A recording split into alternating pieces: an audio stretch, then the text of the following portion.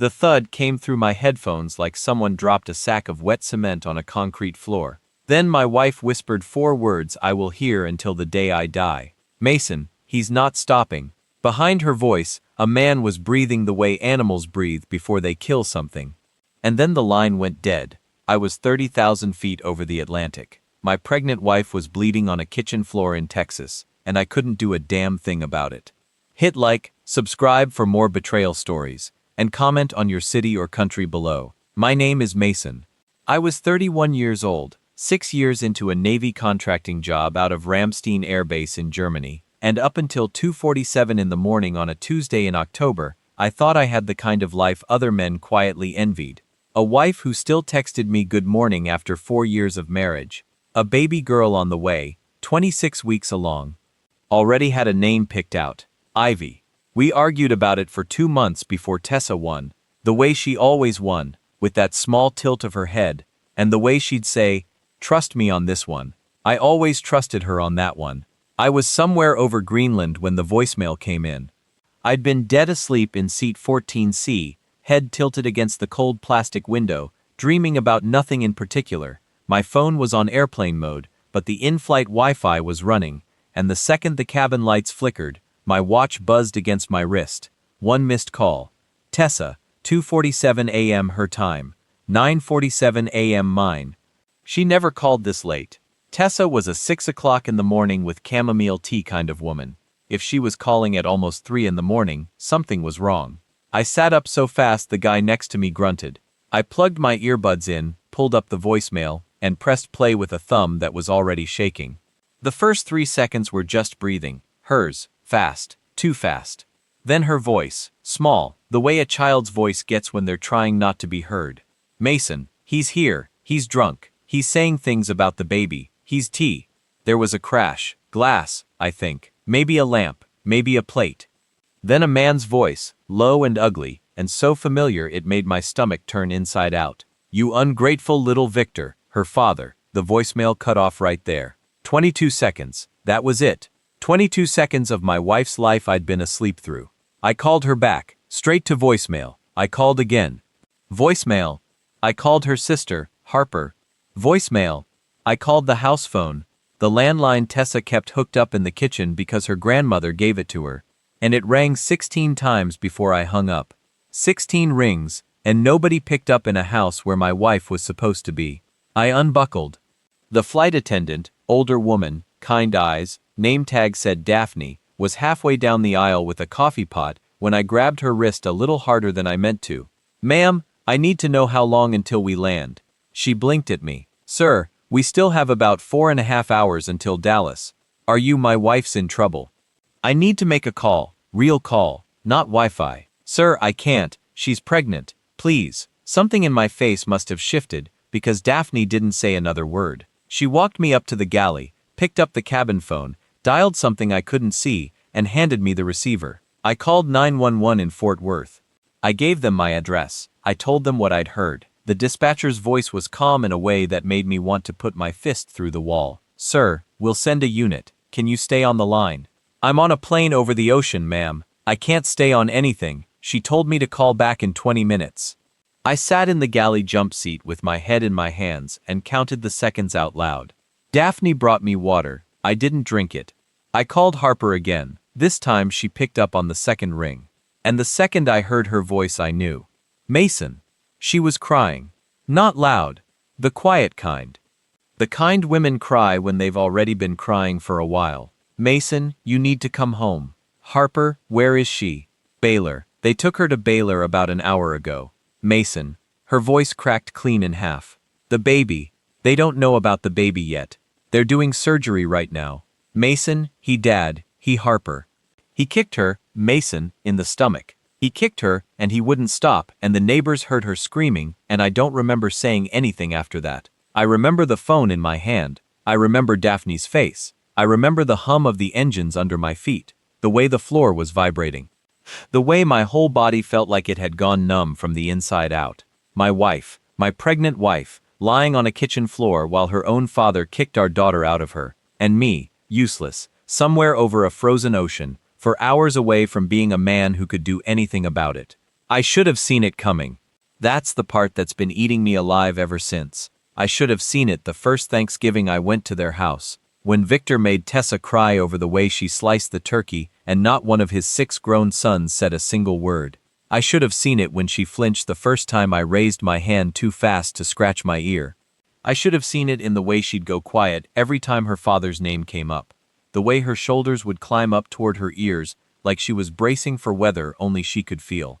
She told me once, 2 years ago, lying in bed in the dark, "My dad's just old-fashioned, Mason. He doesn't mean it." And I'd believed her because I wanted to believe her, because believing her was easier than believing what was actually true. The seatbelt light came on, turbulence. Daphne walked me back to my seat, hand on my shoulder the whole way, the way you'd walk a man to a funeral. I sat down. I buckled up. I stared at the seat back in front of me, and somewhere in the middle of the worst 4 hours of my life, a thought slid into my head and sat down next to me like it had always been there. If that baby doesn't make it, I'm going to bury him. Not metaphorically. I didn't know yet about the recordings on her phone. I didn't know yet about the storage unit or the lawyer or the sealed envelope with my name on it. I didn't know yet that Victor had 6 sons standing behind him and that one of them, the youngest, was about to knock on my motel room door at midnight holding a shoebox full of 30 years of secrets. All I knew at 30,000 feet over a black ocean was that my wife had whispered my name into a phone like it was the last word she'd ever say, and the man who put her on that floor was going to be smiling at me in a hospital lobby in exactly 4 hours and 17 minutes, holding flowers. The pilot's voice came over the intercom somewhere around hour 2. Something about headwinds. Something about an arrival time pushed back by 20 minutes. 20 minutes. I closed my eyes and did the math on what 20 minutes could cost a woman bleeding internally, and I had to grip the armrest until my fingers went white, just to keep from screaming inside that pressurized metal tube. The woman in 14B was watching me. I could feel it. Mid-50s, gray cardigan, paperback novel open on her lap that she hadn't turned a page of in 40 minutes. She finally leaned over, voice low, the way people talk in churches and hospitals. "Son, are you all right?" I almost laughed. Son, that word. Victor had called me son once, the day I married his daughter, slapped me on the back hard enough to bruise and said, "Welcome to the family, son." I'd taken it as warmth back then. Now I understood it had been a warning. "My wife," I said. My voice didn't sound like mine. "My wife's in the hospital." She didn't ask questions. She just reached into her purse, pulled out a small wooden cross on a leather string, and pressed it into my palm. Didn't say anything religious, didn't try to pray over me, just folded my fingers around it and went back to her book. I held that cross for the next 2 hours, like it was the only thing keeping the plane in the sky. I tried to sleep. I couldn't. Every time I closed my eyes, I saw Tessa's face the day we found out she was pregnant. We'd been trying for almost 2 years. 2 years of negative tests. 2 years of her crying in the bathroom and pretending she wasn't. 2 years of doctors saying give it time. Give it time. And then one Sunday morning in July, she walked out of our bathroom holding a little white stick with 2 pink lines, and she didn't say anything at all. She just walked over to where I was standing in the kitchen, put her forehead against my chest, and started laughing. Laughing and crying at the same time, the way only happy people get to. We called her father that same afternoon. Victor's voice on speakerphone. The pause, the half-second of silence before he said, "Well, hope it's a boy." That was it. That was his reaction to his daughter's miracle. "Hope it's a boy." Tessa had laughed it off. "That's just Dad." She always said that. "That's just Dad." Like it explained anything. I pulled my phone out again. No service. I checked Harper's last text, sent 20 minutes ago. "Still in surgery. Mom's here. Dad's here too. Dad's here too." I read those 3 words probably 40 times before I put the phone face down on my tray table. He'd done it. He'd kicked his pregnant daughter on a kitchen floor, and then he'd driven to the hospital and walked into the waiting room like a concerned father. Sat down. Probably accepted coffee from a nurse. Probably squeezed his wife's hand. Probably told the doctor what a tragic accident it had been. And nobody, not one person in that family, was going to say a word. I knew that family. I'd spent 4 years watching it from the inside. 6 brothers, all grown men, all of them still flinching when their father raised his voice. Hunter was 38 and built like a linebacker, and I'd watched him drop a glass of sweet tea one Christmas because Victor walked into the room behind him. Blake was a surgeon. Colin owned 3 car dealerships. Dominic taught high school history. Grant was a deacon at the same church Victor had been an elder at for 25 years. Julian, the youngest, was 26 and had moved back home after his divorce, which Tessa had told me about in a whisper one night like it was something shameful. 6 grown men, and not one of them had ever said the word no to their father in their lives. I thought about that for a long time over the Atlantic. Around hour 3, Daphne came back. She crouched down next to my seat in that way flight attendants do, one hand on the armrest. Eye level so you don't feel talked down to. She had a small paper cup of coffee in her hand, and she set it on my tray. "The captain knows," she said quietly. "We've radioed ahead. There'll be someone meeting you at the gate to walk you through customs fast. You won't wait." I looked at her. I'm not a man who cries easy. I hadn't cried at my own father's funeral, but something about a stranger making my emergency her emergency cracked something loose in my chest, and I had to look at the ceiling for a second to keep it together. "Thank you," she nodded once. "What's her name?" "Tessa. I'll be thinking about Tessa." She walked away. I drank the coffee. It tasted like burnt cardboard, and it was the best coffee I've ever had in my life. I started writing things down on the back of the in-flight magazine.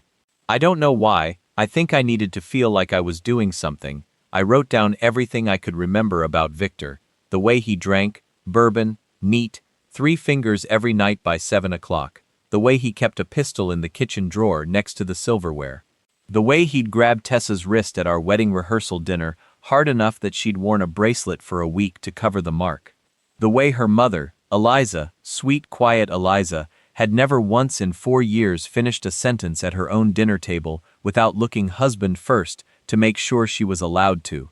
I wrote it all down, names, dates, the little things I'd brushed off.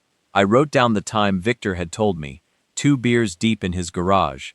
"A man's got to keep his house in order, Mason. Soft husbands raise soft sons." I'd nodded back then, smiled, thought he was just being old country. But I wasn't smiling now. The seatbelt sign came on for descent. The woman in 14B reached over without looking up from her book and patted my hand once. Daphne walked the aisle one last time, and when she passed my row, she gave me the smallest nod in the world. The plane tilted. The lights of Dallas-Fort Worth came up under us, orange and yellow and endless. That ugly, beautiful Texas sprawl I'd been homesick for 6 months straight.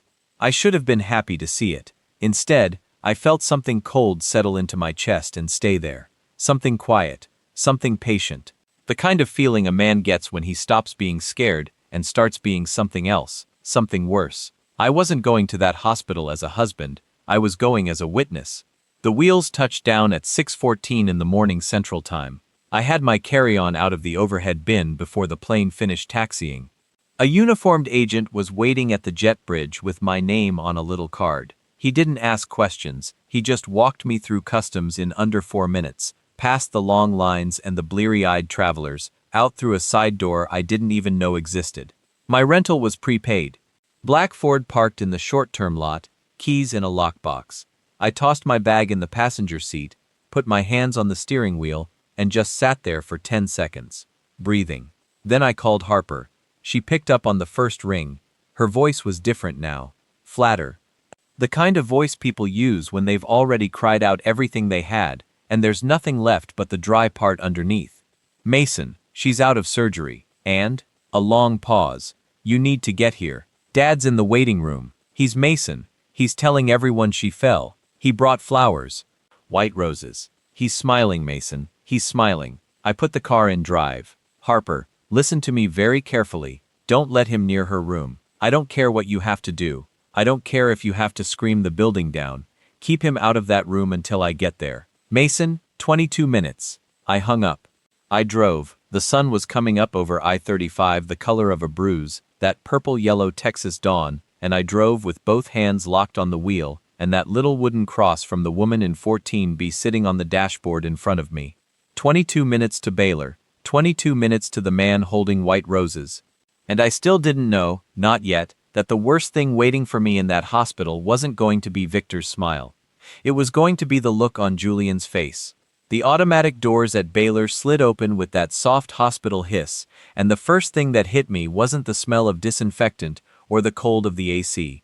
It was the sound. That low hospital hum, distant beeping, a woman crying somewhere down a hallway I couldn't see, the fluorescent lights buzzing like they were trying to tell me something the human ear couldn't quite catch. I was still in my uniform, hadn't changed, hadn't slept. There was dried coffee on the cuff of my sleeve, and the wooden cross from the plane was shoved deep in my front pocket, and I walked through that lobby with my boots squeaking on the tile like every step was announcing me. Harper saw me first. She was standing by the elevator bank in a gray sweatshirt 3 sizes too big. Tessa's sweatshirt, I realized. The one with the little hole in the cuff Tessa wouldn't throw away. Her hair was in a knot on top of her head. Her eyes were swollen the color of plums. The second she saw me, she didn't run, didn't wave, didn't do any of the things people do in movies. She just walked toward me with both hands pressed flat over her mouth like she was trying to hold something inside her face. She got within arm's reach and stopped, looked up at me. "He's still here," she whispered. "Where?" "4th floor. Waiting area outside the ICU. Her voice did that thing where it climbed too high and then died. "Mason, he's holding court. He's got Mom there. Pastor Whitfield from the church, 2 of my uncles. He's telling them she tripped on the stair runner. He's crying." "Mason." He squeezed out real tears. The elevator dinged. We stepped in. Harper hit 4. The doors slid shut, and it was just the 2 of us, in our reflections in the brushed steel. And for the first time in 4 hours, I let myself look at her. Really look. And I saw something in her face I'd never seen before. Not grief, recognition. Like she'd been waiting her whole life for this moment. And now that it was here, some part of her was almost relieved. "Harper." My voice came out lower than I meant. "How long has he been doing this?" She didn't answer right away. The elevator climbed. 2, 3. "Since before I can remember," she said quietly. "Tessa got the worst of it. She was the only girl after 6 boys. Dad said she was. He said she was supposed to be another son. He never forgave her for not being one." The doors opened on 4. I heard him before I saw him. That voice. Booming down the hallway the way only Victor's voice could boom. That good old boy Texas baritone that filled every room it entered whether you wanted it to or not. He was telling a story. Something about Tessa being clumsy as a child. Something about how she'd always been delicate. I heard somebody laugh politely. A woman's laugh. Tessa's mother probably. Doing what she'd done for 40 years. Laughing on cue. I turned the corner into the waiting area and the whole room stopped. There were maybe 12 people in that little carpeted square of plastic chairs and bad coffee. Victor was in the middle of them, sitting in the center seat like a king holding court. White roses across his lap, his big rancher hands folded on top of the wrapping. He had on a clean blue button-down. His hair was combed. There was not a single mark on him, not a scratch, not a speck of blood. He'd showered before he came. He'd showered. His wife, Tessa's mother, Eliza, was on his left.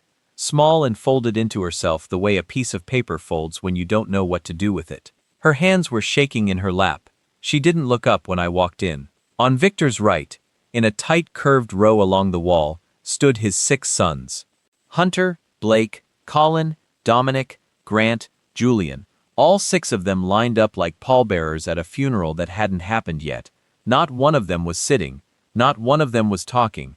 They were just standing there along that wall in their flannel shirts, and their work jackets and their Sunday clothes.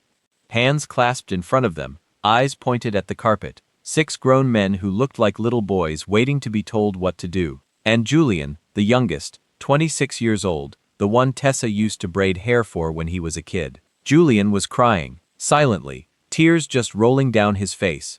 He saw me first, and the second his eyes met mine, his whole jaw started shaking, and he looked away so fast it was like I'd burned him. That was when I knew. Every single one of them knew.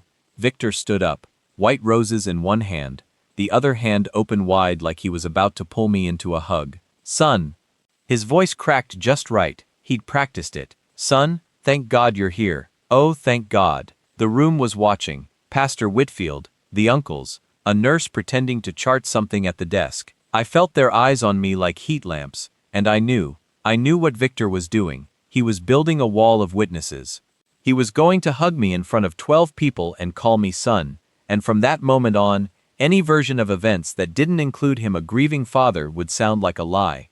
He took a step toward me. She fell down the stairs, Mason. The runner came loose. I told her 100 times to fix that runner. I told her stop. The word came out so quiet, I almost didn't hear it myself. Victor blinked. The smile stayed on his face, but it tightened at the corners, the way a piece of plastic tightens before it cracks. Mason, son, I know you're tired. I said stop. Pastor Whitfield half stood. Now, Mason, let's all just take a breath. I didn't look at the pastor. I didn't look at the uncles. I looked at Eliza, Tessa's mother, the small folded woman in the chair who hadn't lifted her head once since I'd walked in. I crouched down, slow, the way you'd approach a deer in a field. I put my hand on top of hers, very gently, and I felt her flinch the same exact way Tessa flinched the first time I raised my hand too fast. Eliza, my voice was as soft as I could make it. Look at me, please.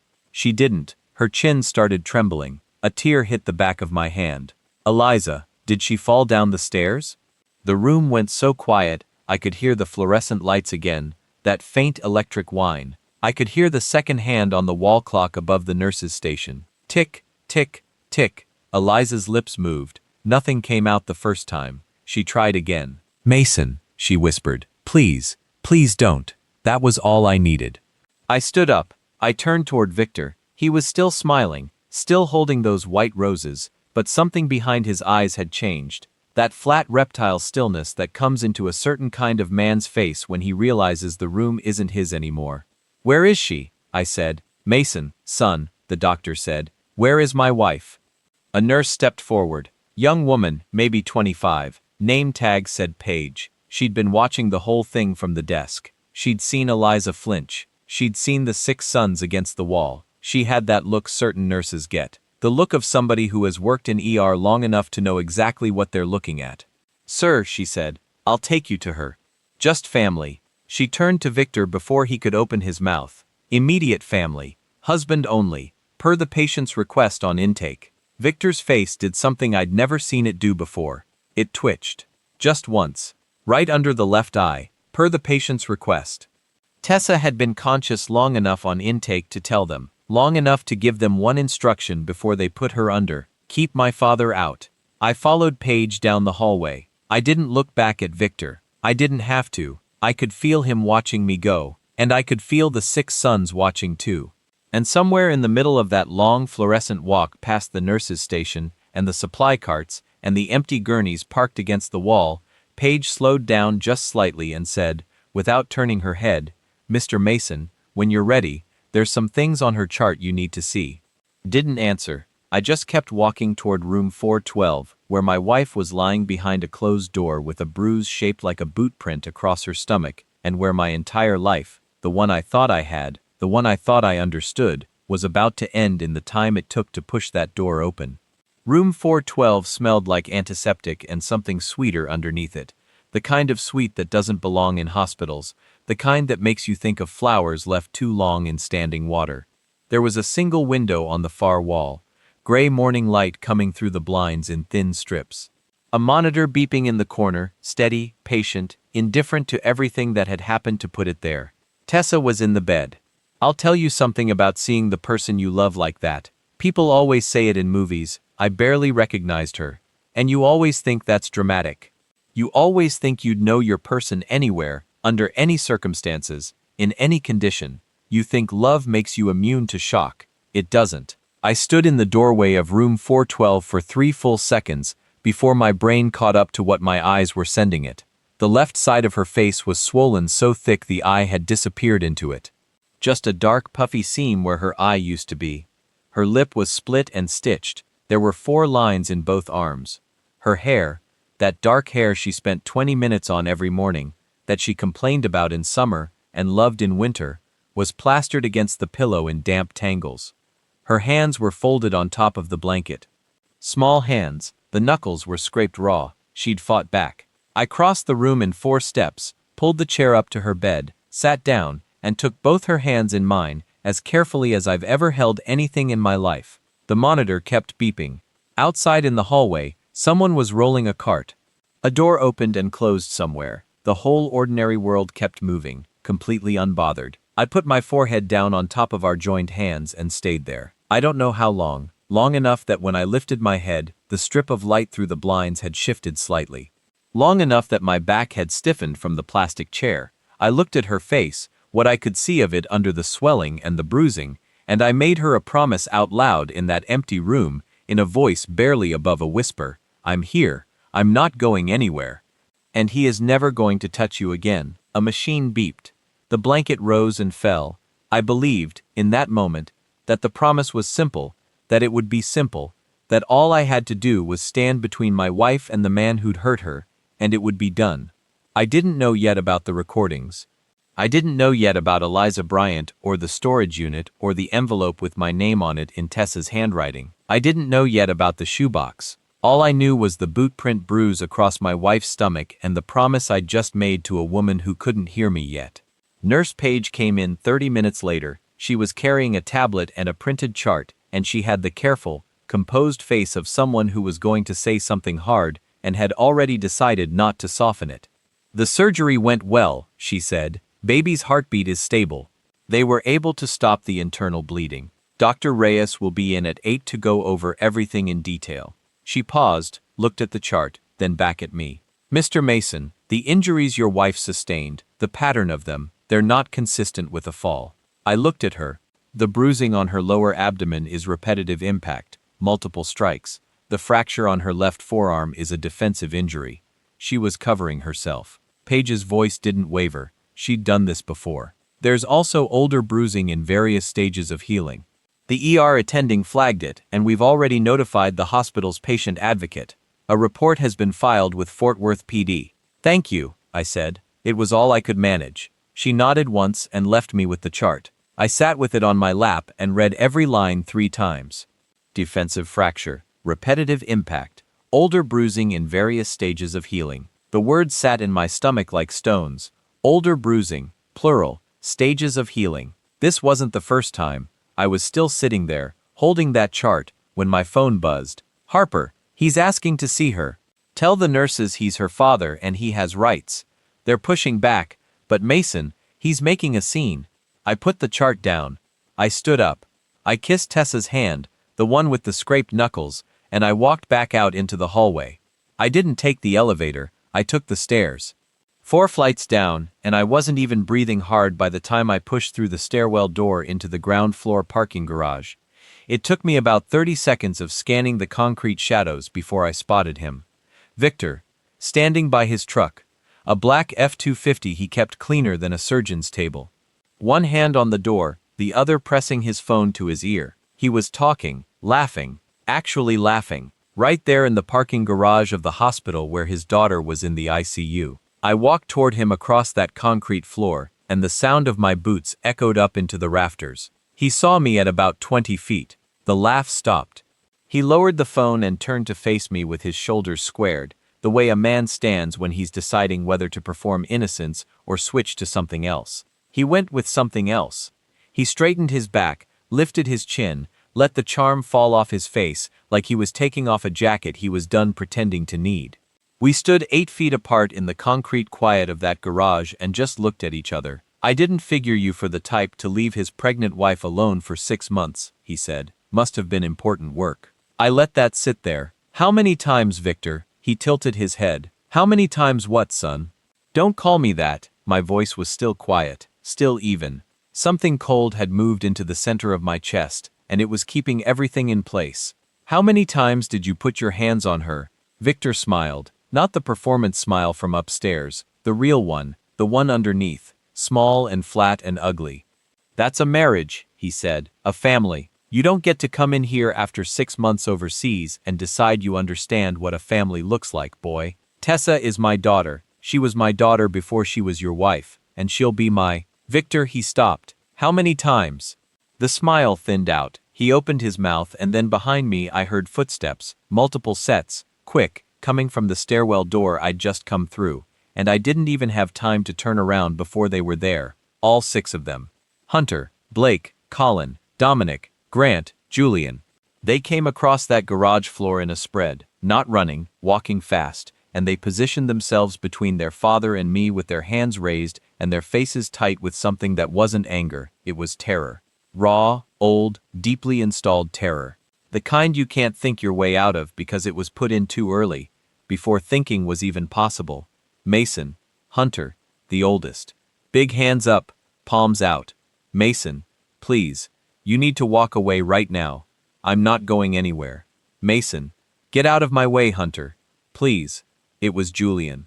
The youngest. His voice was completely broken, not even trying to be steady. He stepped forward slightly from the group, chin down, tears already coming. And he looked at me the way a man looks at someone he's asking to save him, even though he's the one standing in the wrong spot. Please, Mason. You don't understand what hell, Julian. Victor's voice came from behind them. Quiet, very quiet. The way water gets quiet right before a drain swallows it. Step back in line. Julian flinched like he'd been struck. Step back. My eyes went across all 6 of them, really went across them.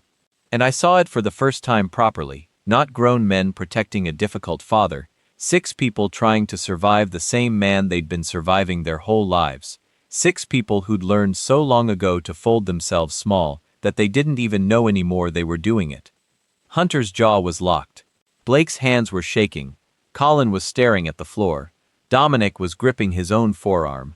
Grant had his eyes closed like he was praying, and Julian was just standing there falling apart in real time, quietly, like a building that's been compromised at the foundation and is finally going. I looked back at Victor. He was watching his sons with that small, flat smile. Enjoying it, I realized. He was genuinely enjoying watching them perform for him. Something in my stomach turned to ice. Hunter put a hand on my chest, gently. Mason, please, you don't know what he does when someone pushes him. His voice dropped to almost nothing. Our mom, Mason. Our mom. He stopped, swallowed, tried again. His eyes were red at the edges. She didn't fall down any stairs either. The garage went completely silent. I heard Victor's keys jingle as he shifted his weight. The fluorescent tube above us burst. Somewhere in the levels above, tires squeaked on concrete as a car made a turn. Tessa's mother hadn't died of cancer. The information didn't arrive like a shock. It arrived like a key turning in a lock that had always been there, on a door I'd walked past 100 times, in a hallway I'd always felt uneasy in, without knowing why. All the little things assembling themselves into a shape I should have seen years ago. The way nobody in that family ever mentioned her. The way Victor always changed the subject. The way Tessa had cried once, very late, very quietly, and when I'd asked what was wrong she'd said nothing, just missing her. Not missing her the way you miss someone who's gone, missing her the way you miss someone you're not allowed to look for. I looked at Hunter, at the red edges of his eyes, at the way his hand was still flat on my chest because he knew. He knew what I was about to do. How long have you known? I said. He didn't answer, but he didn't have to. The answer was in every line of his face, in every year of silence, in the way all 6 of them were standing in a parking garage at 7 o'clock in the morning, begging a man they barely knew not to ask the one question they'd spent their whole lives not asking out loud. Mason, Hunter's voice was barely a sound. There's a right way to do this. Please, he'll run. If you go at him now, he'll run, and he'll take everything with him, and it'll be your word against his, and we both know whose word wins in this county. He pressed his hand slightly harder against my chest, not pushing, steadying. There's a right way. Please let it be the right way. I stood there, 8 feet from Victor, who was still smiling. I thought about Tessa's knuckles scraped raw. I thought about the defensive fracture on her forearm. I thought about the old bruising in various stages of healing. I thought about a woman who didn't fall down any stairs. I took one step back, then another. Hunter exhaled like he'd been holding that breath for 30 years. I turned and I walked back toward the stairwell without a word. And as I pushed through that door, I heard Victor's voice echo across the concrete one final time. Smooth, satisfied, talking to his sons like I wasn't even worth watching leave. Good boys, he said. I stopped with my hand on the door, didn't turn around. Then I kept walking because Hunter was right. There was a right way. And as I climbed those 4 flights back up to room 412, back to Tessa's scraped hands and the monitor beeping in the corner, I made myself a second promise, quieter than the first one, colder, and a great deal more dangerous. I was going to find it. Tessa woke up at 11:14 in the morning. I know the exact time because I was watching the clock on the wall above her bed, the way a man watches a countdown. Not because I wanted the time to pass, but because I needed something to focus on that wasn't her face. Wasn't the bruising. Wasn't the 4 lines. The clock gave me something neutral to look at while everything inside me was anything but. Her fingers moved first, just a small curl, like she was reaching for something in a dream. Then her breathing changed, deepened, shifted, and the monitor picked it up immediately. The beeping spacing out slightly, and I leaned forward in my chair and put my hand over hers. "Hey," I said, barely above a whisper. "Hey, I'm here." Her one unswollen eye opened slowly. It took a moment to focus. It moved across the ceiling, then the window, then the IV pole, and then it found me. And when it did, something happened in her face that I don't have a clean word for. Not relief exactly, not surprise, something older than both of those things. Something that looked like a person finally putting down something they'd been carrying so long they'd forgotten it had weight. Her lip was stitched, and I could see it hurt her to move her mouth. She tried anyway. "You came," she whispered. "Tessa, I didn't know if you'd—" Her voice broke on the edge of the word. "I didn't know if went through." "It went through." I pressed her hand between both of mine. "I landed at 6 o'clock. I've been here since 6:30, I paused. "You've been out for almost 5 hours. She closed her eye. A tear ran sideways down her temple into her hair. "The baby," she said. "Stable. Heartbeat strong. Dr. Reyes is coming at 8 o'clock tonight to go over everything." I kept my voice as level as I could. "She made it, Tessa. Ivy made it." The sound Tessa made then was not a word. It was something under words. Something that came from a place that doesn't have language. She turned her face into the pillow, and her shoulders shook, and I sat there with my hand on her hair and let her have it. All of it. Every second of it. Because she had earned that cry 100 times over. When she came back, her eye was red, and her breathing was steadier. "He's here, isn't he?" she said. Not a question. "4th floor waiting room. Harper's keeping him out." She nodded slowly. Something moved across her face. Not fear, something more like resignation. Like a woman who had done her math a long time ago and had already accepted what the numbers added up to. "Mason," she turned her head to look at me fully. "My phone. Where's my phone?" I looked around. There was a small plastic bag on the bedside table. Her personal effects from the ER. Phone, keys, 1 earring. I handed her the phone. She didn't unlock it right away. She held it in both hands and looked at it for a long moment. The way you look at something you've been protecting for a very long time and are finally about to hand over. "Under the pillow," she said quietly. "I put it under the pillow every night, just in case." She looked up at me. "Open the voice memos. The folder called grocery lists." I took the phone, opened the app, found the folder. There were 61 recordings. 61. The oldest one was dated 22 months ago. I looked at her. "Start with the one from March," she said.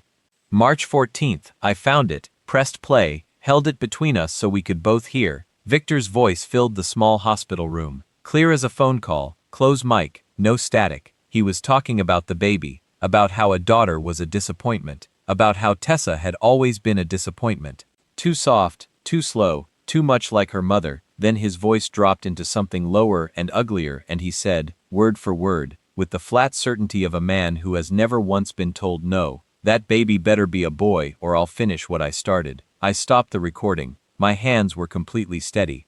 That scared me more than if they'd been shaking. "How long?" I said. "Since I was 3 months along." She watched my face carefully.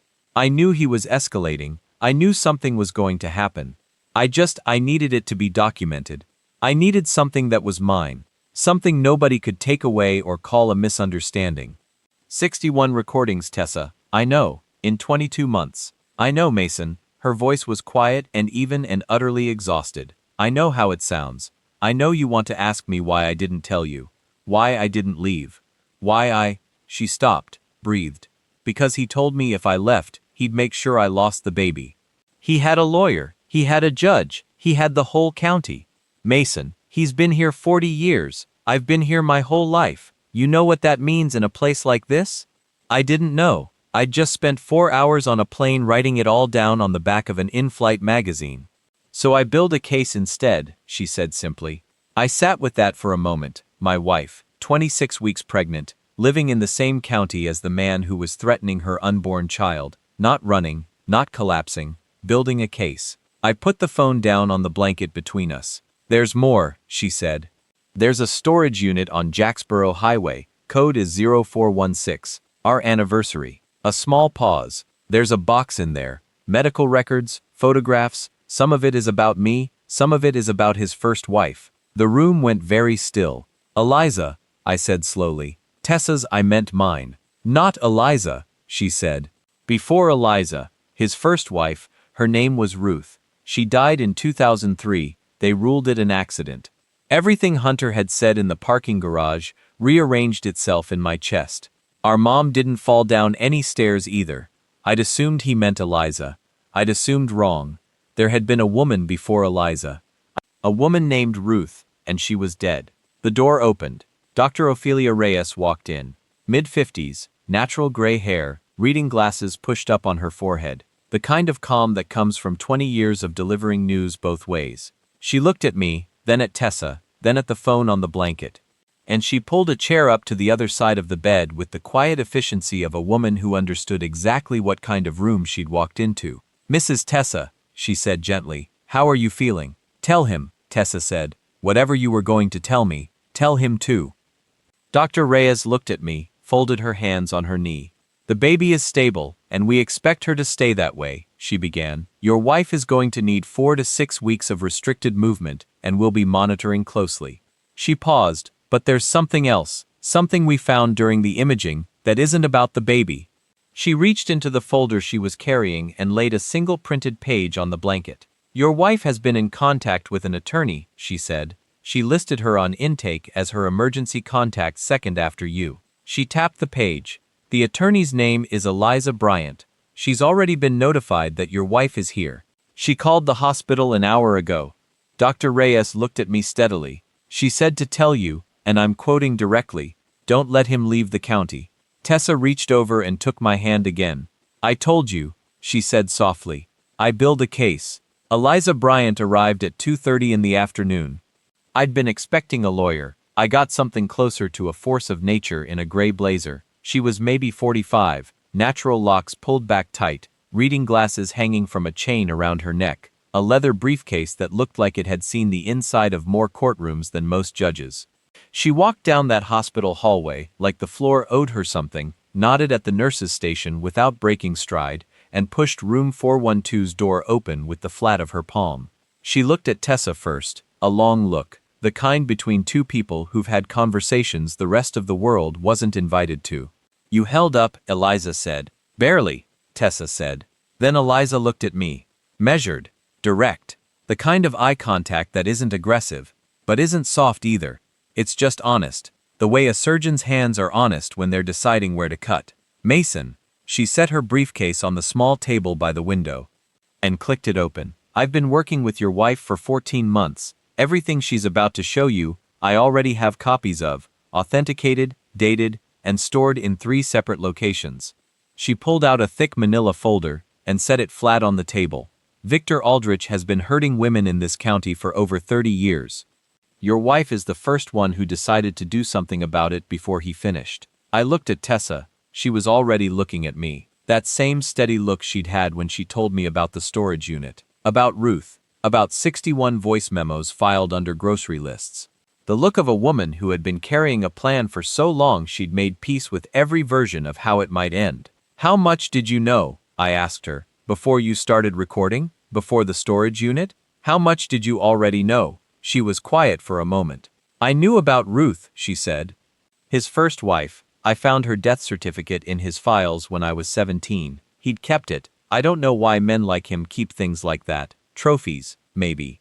I put it back exactly where I found it, and I never said a word to anyone." She paused. "But I didn't forget. You were 17. I was 17. I sat with that. A 17-year-old girl finding a dead woman's paperwork in her father's files and putting it back and carrying it in silence for 14 years. Not because she was weak, because she was already, at 17, calculating what it would take to survive him long enough to stop him." Eliza spread several documents across the table. Photographs, medical records, printed bank statements, a death certificate, Ruth Aldridge, November 2003. Blunt force trauma to the skull, ruled accidental fall. A handwritten statement from a neighbor, signed and notarized, dated 8 months ago. 2 more signed statements from women in the county I didn't recognize, describing incidents going back to the early 90s. He's done this before, I said. 3 confirmed victims before Tessa, Eliza said. Ruth, who didn't survive. A woman named Giselle Harmon, who moved to Oklahoma in 2009 with 2 broken ribs and a restraining order she never filed. And Eliza, your mother-in-law. She said it evenly, no drama. Tessa's mother has been in contact with me for 6 months. She's agreed to testify. The room was very quiet. Eliza wants to testify, I said slowly, against her own husband. She's been waiting for someone to build something strong enough that he couldn't dismantle it, Eliza said. On her own she had nothing that would stick with what Tessa's built, the recordings, the photographs, the medical records, Ruth's case. She has a wall to stand behind. I looked at Tessa again. You organized this, I said. You organized your own mother. She came to me, Tessa said quietly. 2 years ago, right before I got pregnant, she showed up at our house when you were overseas, sat at our kitchen table and drank tea and told me about Ruth, told me things about their marriage, She stopped, things I won't repeat right now, and she said, I don't know how to stop him, Tessa, but you're smarter than me. You always were. Her voice dropped to almost nothing. So, I got smarter. I stood up, walked to the window, looked out at the Dallas skyline sitting flat and gray under an October afternoon sky. Down below, the hospital parking lot. Rows of ordinary cars belonging to ordinary people having ordinary terrible days. Somewhere down there, Victor's black F-250 was probably still parked, cleaner than a surgeon's table. Eliza gave me a moment, then she spoke to my back. There's something else, she said. Something we didn't tell you yet because we needed to know you were actually here.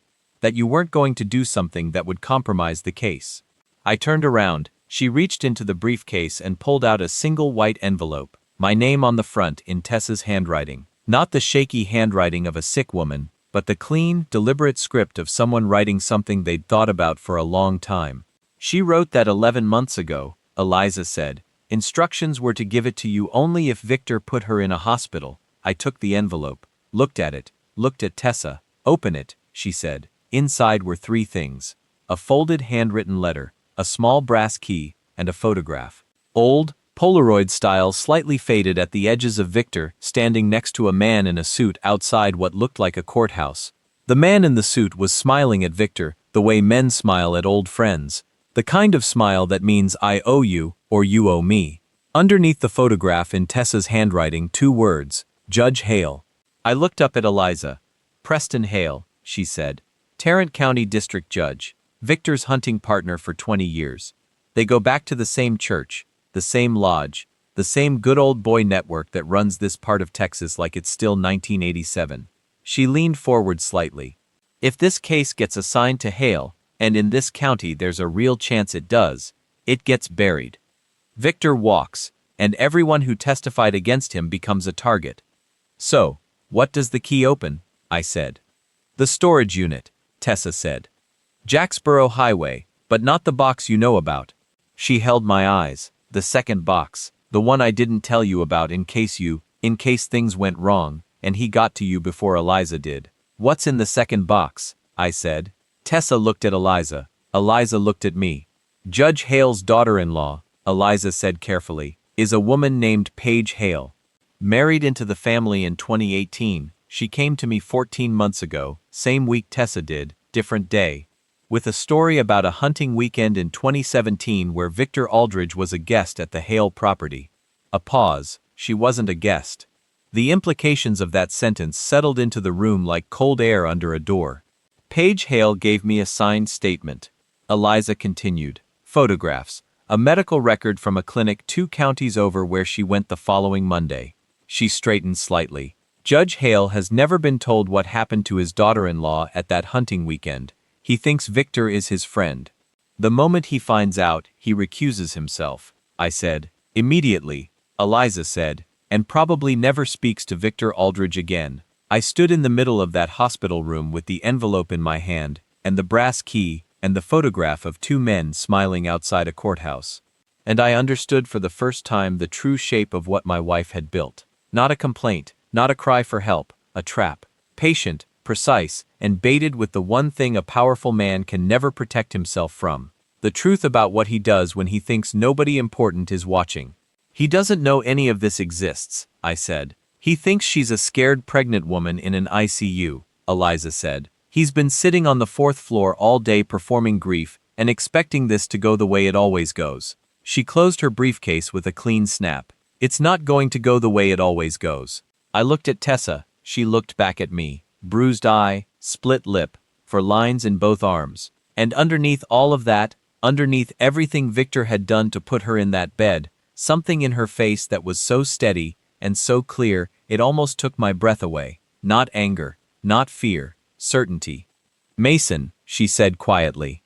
I need you to do something very hard. Anything. I need you to go back upstairs, she said, to the waiting room. And I need you to sit down next to my father and I need you to be kind to him. Her eye held mine. Not for him, for the case. Eliza needs 2 more weeks to get the filing ready. 2 weeks where he thinks he's won.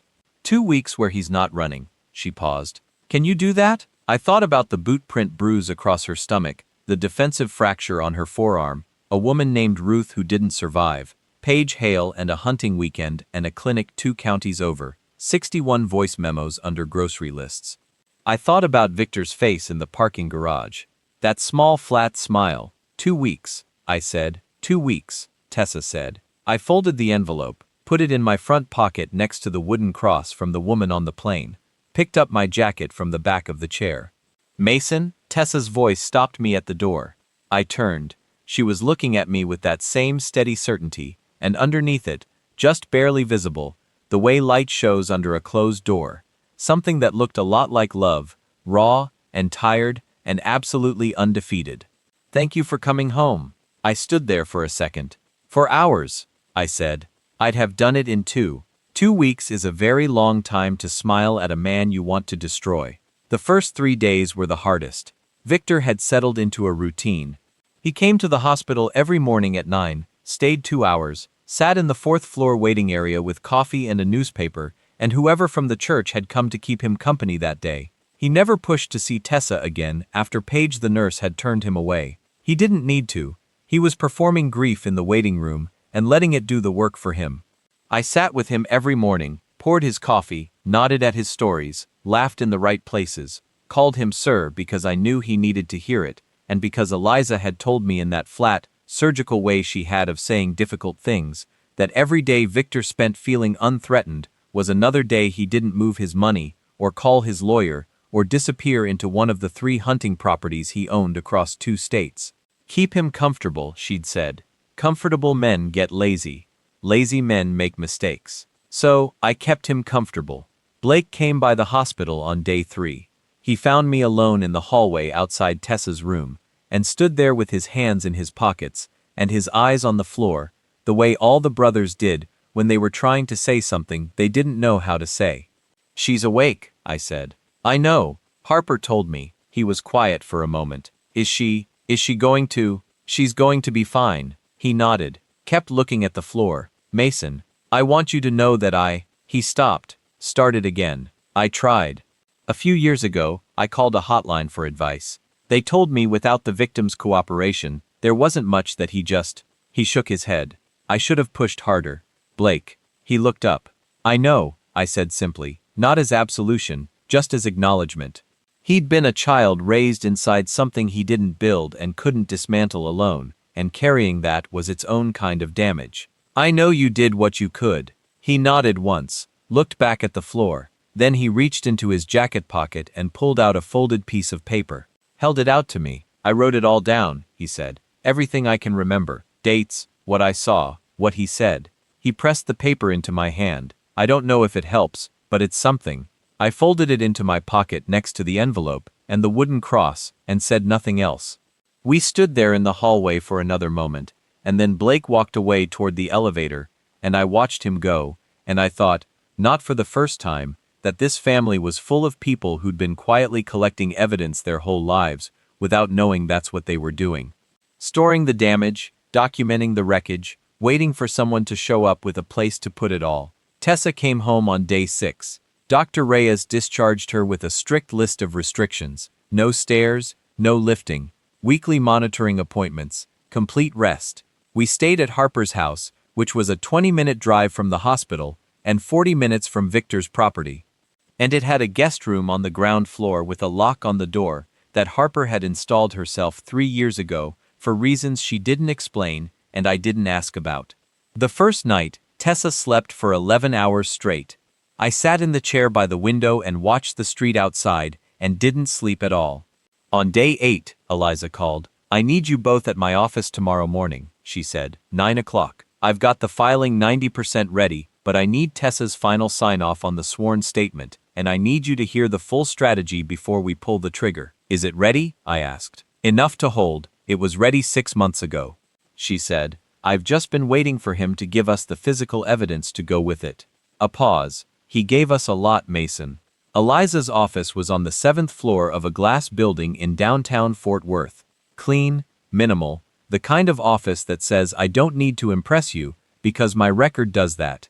She had 2 associates with her when we arrived, a young man named Quentin who handled the filing logistics, and an older woman named Morgan who'd been a prosecutor for 16 years before going private and who looked at Victor's file the way a demolition expert looks at a building they've been hired to bring down.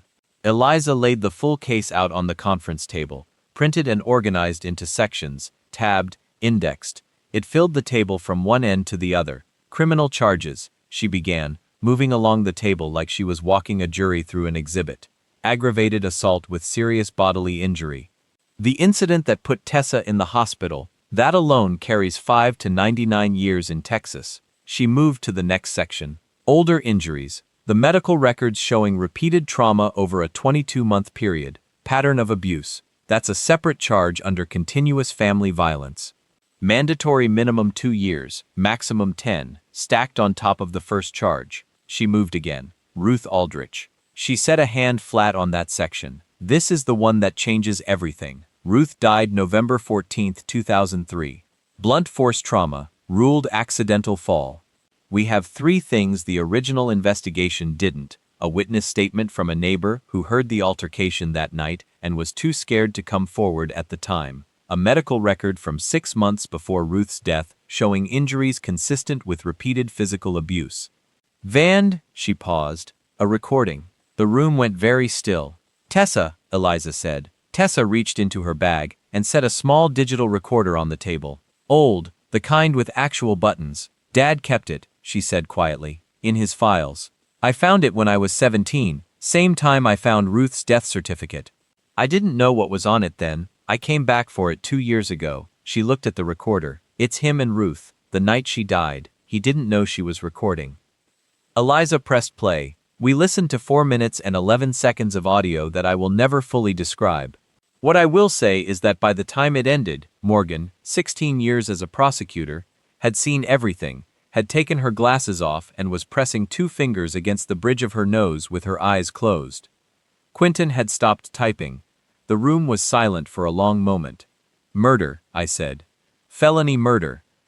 Eliza said, "No statute of limitations in Texas." She clicked the recorder off and set it back in its evidence bag. "Victor Aldridge is not just a violent man, Mason. He is a man who has killed before, and who has been protected by geography, money, loyalty, and fear for over 20 years. She looked at me steadily.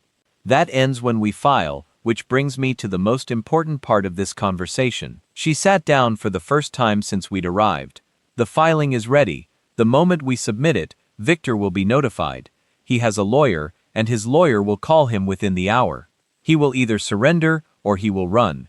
We cannot control which one he chooses." She folded her hands on the table. "What we can control is the judge." She looked at Tessa. Tessa nodded. "I've drafted a separate filing," Eliza said. "A recusal motion for Judge Preston Hale to be submitted simultaneously with the criminal complaint. The moment both land, Hale is off the case before Victor's lawyer even has time to make a call." She paused. "The replacement judge, if the recusal goes through as I expected it to, will be Judge Amelia Whitcomb, family violence specialist, zero tolerance record. She's tried 41 domestic violence cases in 11 years. A brief pause. Victor won't find a single ally on her bench. I looked at Tessa across the conference table. She was sitting straight-backed, hands folded, watching Eliza with an expression of complete calm. 26 weeks pregnant, 6 days out of the hospital, bruise still fading down the left side of her face. Sitting in a lawyer's office dismantling the most powerful man she'd ever known piece by documented piece. "When do we file?" I said. Eliza looked at her calendar. "Sunday," she said. Victor hosts a family dinner every Sunday, every week, same time, same house, surrounded by witnesses. She looked up. "I want him in that room when the call comes. I want every person he's ever performed innocence for to be sitting at that table." I thought about Sunday dinners at Victor's house. The long oak table, the good china, Pastor Whitfield saying grace, 6 sons sitting in birth order, Victor at the head carving something, filling the room with that voice. "He'll never see it coming," I said. "No," Eliza said. "He won't." She closed the folder. "Go home," she said quietly. "Rest. Be with your wife. Sunday is 6 days away." She looked at both of us, long, steady, certain. "Let me carry it from here." We drove back to Harper's house in near silence. The October afternoon was pale gold outside the windows, that flat Texas light that makes everything look slightly unreal. Tessa had her hand on the window glass watching the city pass.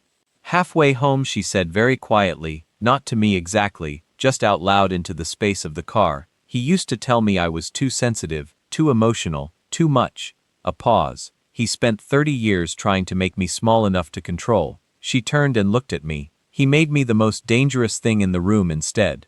I kept my eyes on the road, but I was smiling. Julian knocked on Harper's door at 11:47 at night. I knew it was him before I even opened it. Something about the knock. Hesitant 3 taps, then a pause, then one more, like a man who had changed his mind twice on the way up the porch steps and forced himself to finish anyway.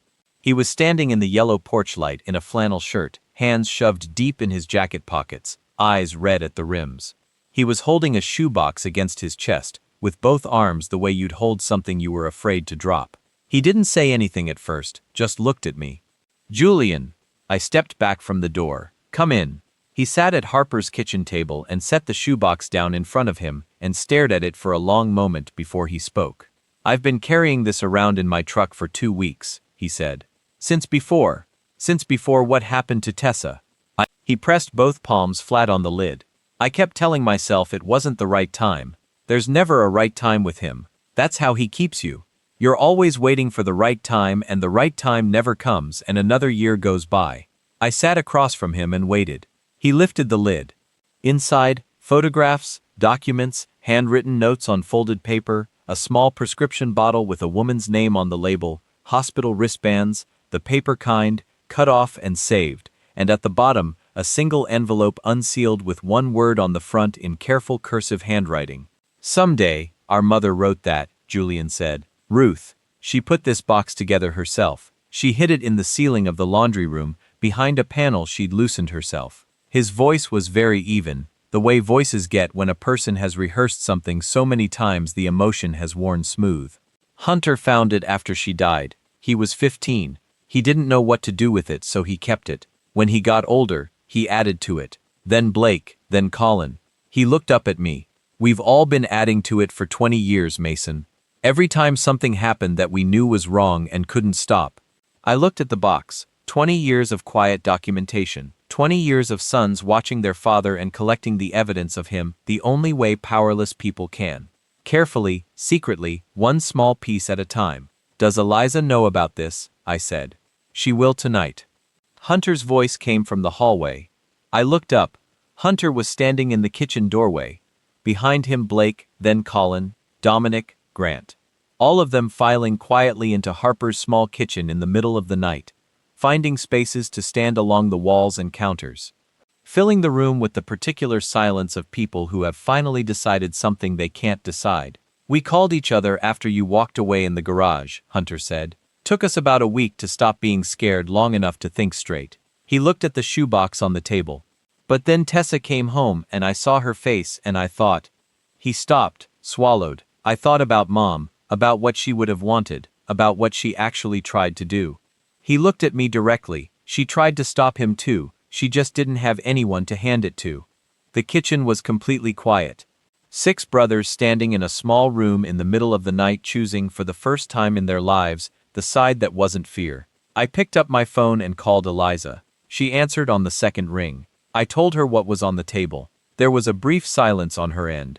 "I'll be there in 40 minutes, she said. I looked around the room, at Julian's red eyes, at Hunter's locked jaw, at Blake's shaking hands finally holding something that wasn't silence. "Tell them to stay," Eliza said. "Every one of them." Sunday came the way inevitable things always come.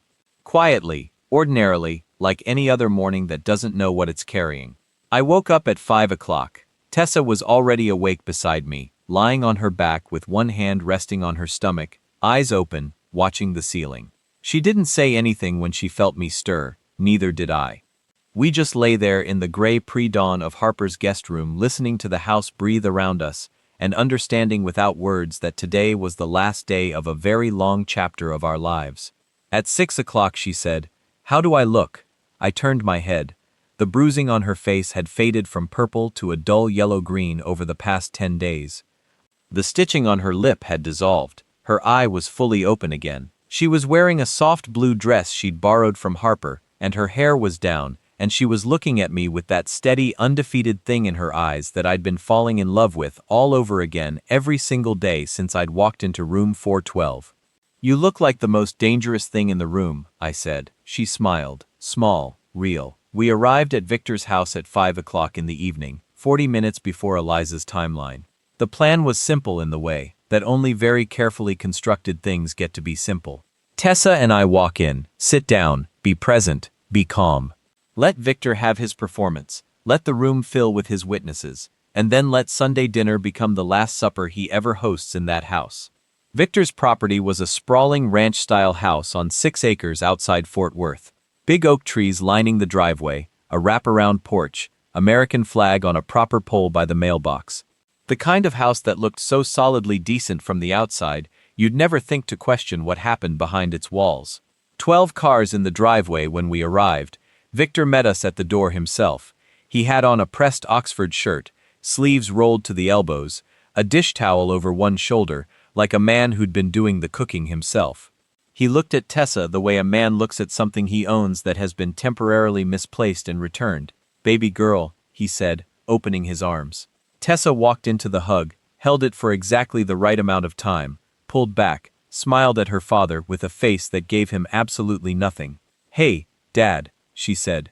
Inside, the house was full. Extended family I barely knew, aunts, cousins, a great-uncle in a motorized chair, Pastor Whitfield by the fireplace with a glass of sweet tea, 2 neighbors from down the road, Eliza, Tessa's mother, in the kitchen, moving quietly between the stove and the counter, not making eye contact with anyone. Victor moved through the room like a man at his own coronation, pouring drinks, slapping backs, telling the story of Tessa's accident to people who hadn't heard it yet, his voice riding the perfect frequency of grieving father, concerned patriarch.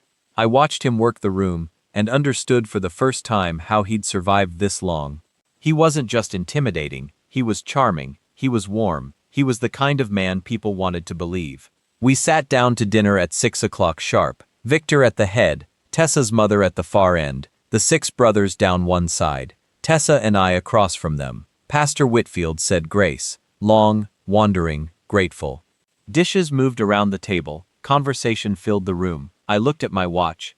6:07, Eliza Bryant had filed at exactly 4:30 that afternoon.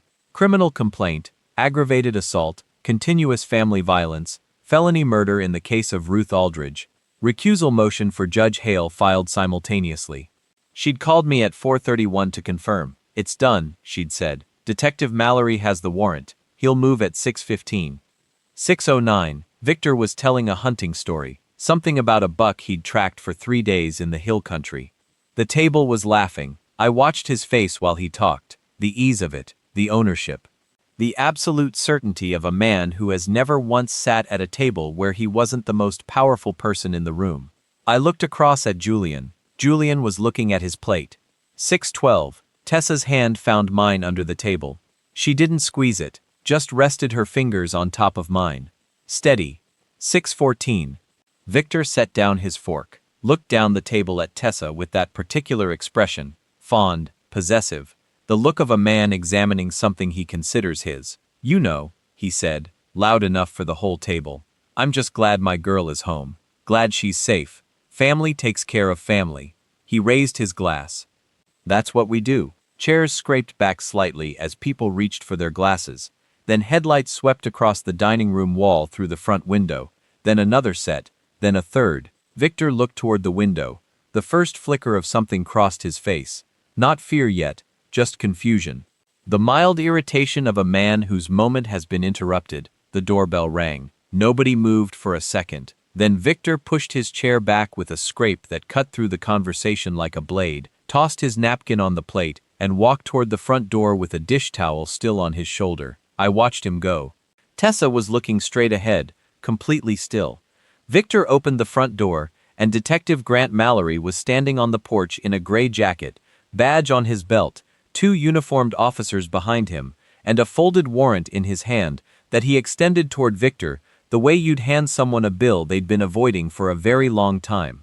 "Victor Aldridge," Mallory's voice carried cleanly into the dining room. "I have a warrant for your arrest." The dining room went completely silent. Pastor Whitfield set down his glass. Victor's voice came back through the doorway, lower now, stripped of the warmth, a different register entirely. "There must be some kind of mistake. You need to call my lawyer right now. This is Sir. Turn around and place your hands behind your back." I heard the moment Victor understood it wasn't a mistake. A very particular silence, the silence of a man who has always believed the walls would hold, hearing the walls come down. He turned around in the doorway, and the dining room, all 12 people still sitting at that long oak table under the good chandelier, with the good china and the half-eaten Sunday dinner, saw his face for the first time without the performance on it. What was underneath was not what anyone expected. It wasn't rage, it wasn't panic. It was something smaller and uglier, and more honest than either. It was the face of a man who knew exactly what he'd done, and had simply believed he'd never have to answer for it. His eyes went across the room, past the pastor, past the cousins, past his sons, all 6 of them, who had risen slowly from their chairs one by one, and were standing now on the same side of the table as Tessa. She looked back at him, calm, clear, unafraid for the first time in her entire life. The cuffs clicked. Victor's jaw tightened. He straightened his shoulders. And then, even now, even here, he performed. Looked back at the room with something close to dignity assembled on his face, took one slow breath. "You don't know what you've done," he said, not to Mallory, not to the room, to me. I held his eyes, said nothing. Mallory walked him off the porch. The uniformed officers followed. The door stayed open behind them, and the October night air moved through the house for the first time in 30 years. Then Victor's voice came back from the dark of the driveway, carried through the open door across the silent dining room, across the good china and the cold food, and his 12 people who would never be able to unknow what they'd just seen. "I own that, Judge," he called back. "You think this sticks? I'll not, Judge." The door swung slowly shut behind him on its own. The room was absolutely still. Then Julian sat back down in his chair, put his elbows on the table, put his face in his hands, and started crying the way people cry when something that has been pressing on them for their entire lives finally lifts. Tessa's mother stood up from the far end of the table, set her napkin down, straightened her dress, and for the first time in the 40 years I'd known her as a small, quiet woman who never finished a sentence without checking first, she looked up, all the way up, at the whole room, at nothing in particular, and she exhaled. Victor wasn't bluffing. By Monday morning his lawyer, a sharp-faced man named Oliver Reese, 3-piece suit, the kind of expensive that announces itself, had filed a motion to have the case assigned specifically to Judge Preston Hale. The filing cited procedural grounds, jurisdictional technicalities, language so dense it was clearly designed to confuse rather than clarify. "Eliza called me at 7 o'clock in the morning. He moved fast," she said. "Does it matter?" "No." A pause. "But I want you to understand what we're walking into today. If Hale isn't recused before noon, Victor walks on a technicality by end of week. His lawyer is good, Mason, very good." "So is yours," I said. She almost smiled. I could hear it.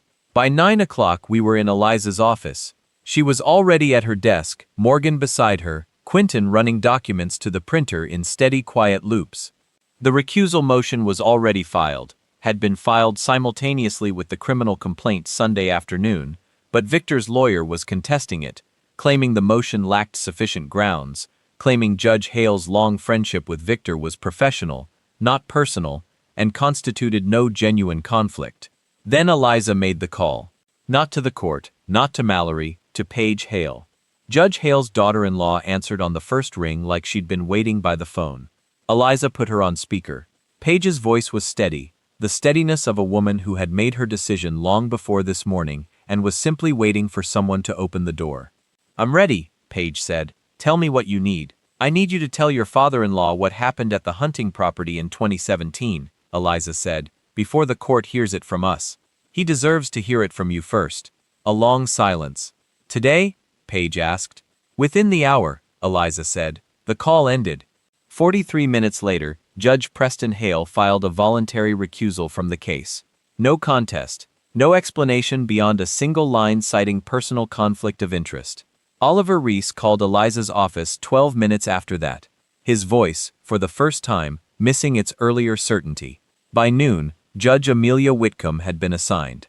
Eliza set her phone face down on the desk and looked across at me. "Victor just lost the only friend he had in that courthouse," she said quietly. I thought about Paige Hale sitting somewhere making that phone call to her father-in-law, telling him the truth about a weekend he'd invited his old friend to. Watching one man's illusion of another man collapse in real time over the phone. Quiet courage. The kind that doesn't make the news. The kind that changes everything anyway. The trial lasted 19 days. I know because I counted every single one. Not the way you count down to something good. The way you count through something hard.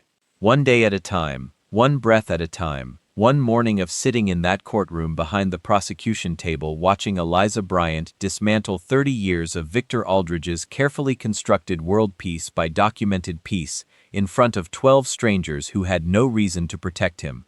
The courtroom was wood-paneled and fluorescent lit and smelled faintly of old paper and floor wax. Judge Amelia Whitcomb ran it the way Eliza had described. Precise, patient, and completely unmoved by Oliver Reese's considerable talent for theater.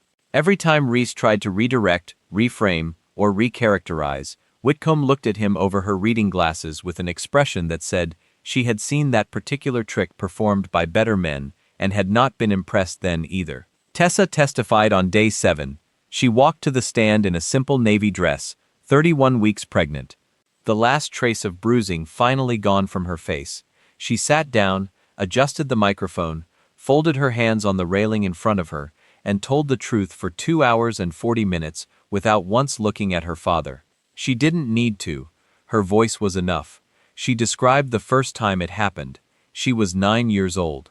She described the way the family learned to read his moods the way sailors read weather. The particular quality of silence at dinner that meant tonight would be bad. The way his truck's headlights hitting the kitchen window would send everyone into a kind of collective breath-holding that nobody ever named out loud. She described the recordings, the storage unit, the envelope with my name on it. She described building a case while pregnant, alone in the house with a man who had already killed one woman. Because she understood that running would only delay him, and documentation was the only weapon she had. She spoke about Ruth, about finding that death certificate at 17, about carrying it in silence for 14 years, about going back for the recorder.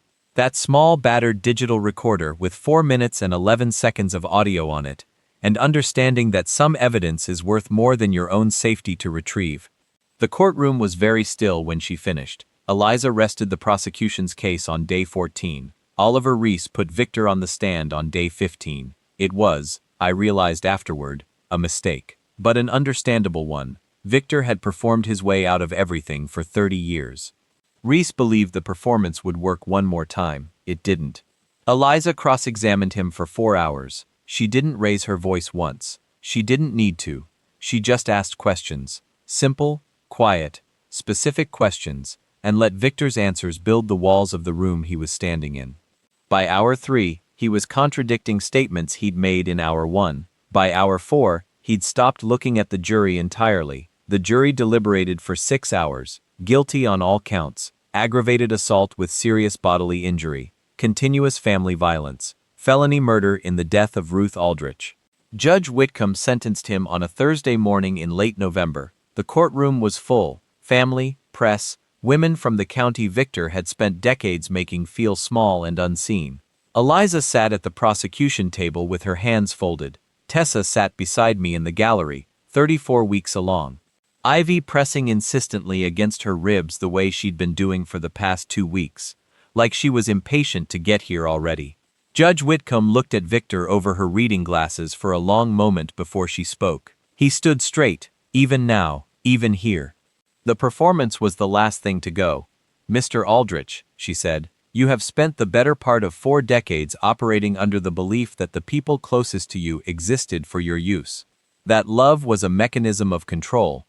That family was a word that meant ownership.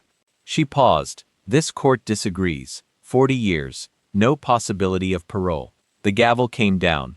The sound moved through the room like a stone dropped in still water, out and out in rings, touching everything.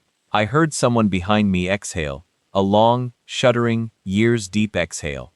I turned slightly and saw Tessa's mother, Eliza, small, quiet Eliza, sitting 3 rows back with her hands folded in her lap and her eyes closed in her face, doing something I had never once seen it do in 4 years of knowing her. Resting. Just resting. For the first time, Julian was sitting beside her. He had his arm around her shoulders and he was looking at the ceiling and blinking fast, the way men blink when they're trying to keep something inside their eyes. We drove home in the early afternoon light, that low November gold that makes everything look like the last frame of something. Tessa had her hand resting on her stomach and her head tilted against the window, and she wasn't saying anything, but she was humming, barely audible. Something soft and tuneless and entirely her own. Ivy was born on a Tuesday, 6 days later, 7 pounds, 2 ounces. Lungs that announced her to the entire maternity ward immediately and enthusiastically. Dark hair, Tessa's hair. My nose, Tessa informed me, which I chose to take as a compliment. She came into the world red-faced and furious and absolutely perfect, and when the nurse laid her across Tessa's chest and Tessa looked down at her for the first time, she made that sound again. The one from the hospital room, the one beneath language, the one from a place where words don't exist. I stood at that bedside with a hand resting on each of them, my wife and my daughter, and thought back to a voicemail I'd received at 30,000 feet, 22 seconds, a thud, a whisper. A man's voice in the background doing exactly what men like him always do when they assume no one with power is watching. He never expected Tessa. None of them ever do. We relocated to Oregon that spring, a small town just outside Eugene, green and damp and peaceful in a way that felt like the complete reverse of everything we were leaving behind. A house with a porch and a yard and a neighborhood where nobody had ever heard the name Victor Aldrich. Julian came by first, 3 weeks after we settled in. He sat with me on the porch that evening, while Tessa tucked Ivy into sleep inside. We didn't say much. Just watched the sky lose its light over the tree line. Before heading out, he said quietly, almost to himself, I feel like I can actually breathe out here. Yeah, I said, same here. The 6 brothers healed at their own pace. Therapy, space, honesty, the slow and difficult work of becoming people separate from the mold their father had forced onto them. Blake launched a foundation supporting domestic violence survivors. Hunter relocated his family to Colorado. The rest discovered their own roots back to themselves, flawed and continuing, the way healing always tends to be. Eliza, Tessa's mother, sold the ranch and moved into a small apartment in Austin near her sister. She phoned Tessa every Sunday morning at 9. They spoke for an hour, without fail. Simple things, recipes, Ivy's latest antics, the weather outside, the everyday exchanges of a mother and daughter who'd been denied decades of them and were now quietly, persistently taking back every single one. On Ivy's first birthday, I grilled out back while Tessa sat on a chair in the grass with Ivy on her lap, letting her daughter reach for the grass and the air and everything the world was offering her small, inquisitive hands. I watched them from the grill, the afternoon glow on their faces, the way Tessa laughed when Ivy grabbed a fistful of her hair and refused to let go. Later, once the cake was finished and Ivy had fallen asleep and the yard had gone quiet, Tessa walked over and stood next to me on the porch. The Oregon evening felt crisp and green, and carried the scent of rain that had already come and gone. She leaned into me, and I wrapped my arm around her, and we simply stood there, staring at nothing specific. He told me once, she said softly, that I was too much, too emotional, too complicated, too hard to love. She paused. He said no one would ever choose me if they truly knew me. I said nothing. I just keep thinking about Ivy, she continued, about what I want her to understand, about what I want her to hold on to. She fell quiet for a moment. I want her to know she isn't too much. I want her to know the right people will always choose her. I want her to know that gentleness isn't the same as weakness, that building something quietly doesn't mean nothing is being built. She lifted her face toward mine. That's what I want her to know. I looked at my wife, at the woman who had hidden a recorder inside her father's house at 30 years old, who had logged 61 voice memos disguised as grocery lists, who had built a case while pregnant and scared, and entirely alone, and had placed it in my hands in a hospital room, along with a brass key, a photograph, and 22 months of remarkable, silent, terrifying bravery. She will, I said, because she has you. Tessa stayed silent for a long stretch. Then she said gently, almost as if she were simply thinking aloud, he never broke me. He only slowed me down. The porch remained still. The trees shifted faintly in the evening breeze. Somewhere within the house, our daughter breathed in the darkness, safe, complete, and completely unaware that the world she'd been born into had been made safer for her, one document at a time, by a woman who refused to shrink herself. That's the nature of quiet courage. It doesn't announce itself, it doesn't require an audience, it simply keeps building slowly, carefully in the shadows until the walls rise and the door opens, and something that was never meant to survive, survives regardless. And that is precisely what they accomplished. And now I want to ask you something truly heartfelt about this story. Tessa carried this alone for 22 months, 61 recordings, a brass key, a sealed envelope she prayed she'd never have to open, and she did all of it while shielding the life growing inside her. So tell me, what kind of strength does that require? And do you know anyone in your life who has carried something this heavy, this silently, for this long? Leave your answer in the comments. I read every single one, and while you're there, tell me where in the world you're watching from. Your city, your country. I want to know who's out here experiencing these stories with me. Also, tell me what kind of stories affect you most. Betrayal, quiet vengeance, family secrets, emotional healing, a love that survived the impossible. Whatever you share, that's exactly what I'll bring you next. These stories exist because of all of you, and I want to make certain every single one lands exactly where it's needed. If this story stayed with you, if any part of it felt genuine, felt close, felt like something you needed to hear, hit that like button and subscribe to Metal Truth Daily. Every story here is crafted for people who understand that truth, no matter how long it takes, always finds its way out. Take care of yourselves out there. Be gentle with the quiet people around you. You never know what they're building. We'll meet again next time. Until then, stay strong, stay genuine, and keep your heart open.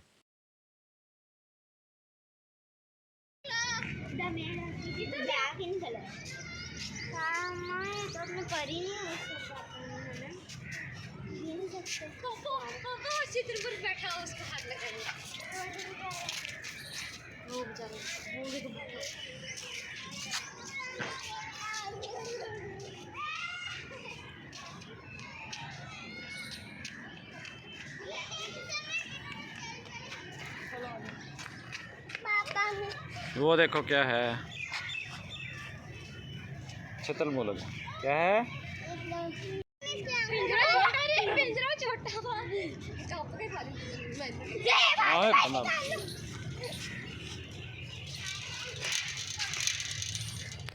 ये रंग खा रही है